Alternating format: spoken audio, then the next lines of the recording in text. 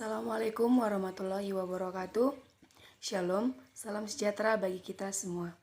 Perkenalkan, nama saya Vanis Tanggang dengan NIM H1B1190064. Di sini saya akan menerangkan tentang paper yang saya buat dengan judul Politik Identitas di Indonesia antara Nasionalisme dan Agama. Sebelum saya melanjutkan menerangkan paper saya akan mempertunjukkan kepada teman-teman sekalian hasil dari paper saya. Metode penelitian yang saya lakukan atau saya buat dalam paper saya yaitu metode pendekatan kualitatif, yaitu di mana paper saya menggunakan pendekatan kualitatif yang tidak menggunakan perhitungan tetapi menekankan pada karakter alamiah sumber data. Baiklah, kita sampai pada pembahasan paper saya yaitu tentang politik identitas di Indonesia, negara, dan agama. Politik identitas di Indonesia dihiasi dengan beragam isu mengenai pertentangan antara kaum yang menyusun identitas nasionalisme dan kaum yang menyusun identitas agama. Dalam persoalan ini, muncul sebuah klaim kebenaran antara keduanya mengenai keunggulan atau eksklusifme dari masing-masing identitas yang mereka gaungkan. Di titik lebih mendalam, sejarah panjang kemerdekaan Indonesia hingga saat ini telah membuktikan bahwa landasan keagamaan atau Islam telah memberikan kontribusi yang begitu besar bagi terbentuknya bangsa Indonesia. Tidak terkecuali dengan bentuk disepakati Pancasila sebagai landasan negara Indonesia. Namun begitu, perebutan kekuasaan politik telah kembali mengulang sejarah kelam dengan mengabaikan politik identitas keagamaan sebagai alat propaganda kekuasaan.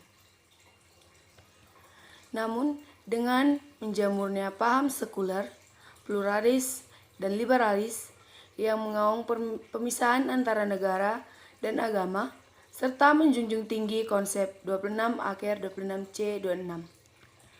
Sedikit demi sedikit, mulai mengikis persatuan antara umat beragama di Indonesia, khususnya antara 26 Aker 26 musim, bahkan menghancurkan solidaritas yang terbentuk antara keragaman dalam wadah nasionalisme. Persoalan nasionalisme jauh sebelumnya telah dimaknai bersama sebagai semangat antar suku, agama, ras, kelas, dan lain-lain di Indonesia, sebagai bentuk perlawanan terhadap penjajahan yang menciptakan integrasi harmonis hingga tercapainya kemerdekaan Indonesia atas dasar kerjasama antara keragaman tersebut. Krisis kepercayaan terhadap kebijakan pemerintah yang dirasakan tidak mampu menyelesaikan permasalahan masyarakat luas menyebabkan munculnya kepentingan politik guna menjaga kredibilitas pemerintahan di mata publik. Berbagai kebijakan yang banyak muncul 26 Aker 27C di masyarakat, antara lain kenaikan harga bahan bakar minyak atau BBM, kenaikan harga bahan pokok makanan, kenaikan nilai tukar, dan lain-lain. Pertentangan antara politik identitas di Indonesia juga dipengaruhi oleh iklim pemilihan umum atau pemilu yang cenderung membawa-bawa persoalan keagamaan harus dipisahkan dengan persoalan negara. Berujung ke nada kasus penistaan agama, menjadikan kelompok agama minoritas merasa diskriminasi oleh agama mayoritas. Polemik ini kemudian melanjutkan hingga persoalan yang sangat substansi untuk tidak mencampur adukan agama ke dalam persoalan politik. Penyelenggaraan pemilu acap kali menjadikan ajang perebutan kekuasaan yang menghalalkan segala cara, hingga agama pun menjadi korbannya. Proses pemilu ini yang menjadi titik utama berkembangnya perpecahan antara semangat nasionalisme dengan keagamaan di Indonesia. Ketidakberhasilan pemerintahan dalam menyelenggarakan pemerintahan yang adil dan bijaksana ditambah dengan kerakusan untuk mempertahankan kekuasaan menjadikan politik identitas sebagai kendaraan yang mampu untuk mendapatkan suara rakyat. Kepentingan kelompok elit yang menggunakan politik identitas untuk mengangkat kembali isu primordialisme dengan menjebak fanatisme seorang atau kelompok dalam hal nasionalisme negara. Jadi, dari hasil paper saya, maaf saya tidak dapat menyebutkannya semua atau menerangkannya semua karena waktunya.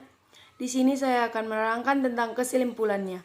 Kesimpulan yang saya dapat yaitu perpecahan yang muncul karena pengelompokan politik berdasarkan identitas keagamaan dan nasionalisme ini menyebabkan terganggunya stabilitas negara yang ditandai dengan munculnya krisis kepercayaan terhadap pemerintahan, penyebaran berita hoaks, persekusi, terbatasnya ruang demokrasi, dan lain-lain. Sekian hasil paper saya. Semoga bermanfaat bagi teman-teman dan terima kasih telah memberikan waktunya untuk menonton video saya. Terima kasih.